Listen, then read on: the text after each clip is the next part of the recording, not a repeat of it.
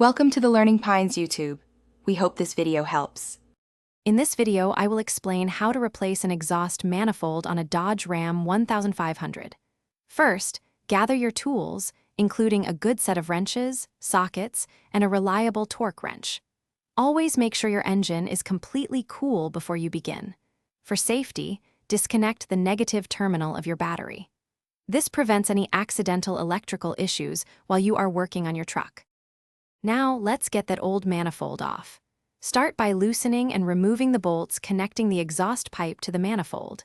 If your truck has oxygen sensors, gently detach them from the manifold. Next, systematically remove all the manifold mounting bolts. It's often best to work from the outside bolts inward, ensuring even pressure and preventing damage to other components.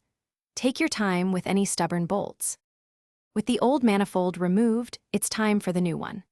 First, thoroughly clean the cylinder head surface where the manifold mounts. This ensures a perfect seal. Next, carefully position the new manifold gaskets, making sure they are correctly aligned.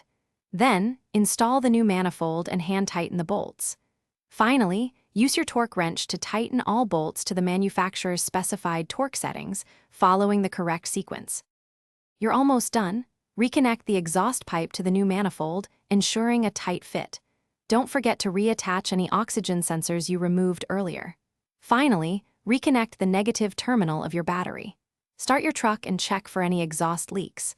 Remember to check the description for a link to the Echo Dot smart speaker and other great deals. Regular maintenance helps extend the life of your exhaust system. Drive safely. Thanks for watching. Consider subscribing if we helped you.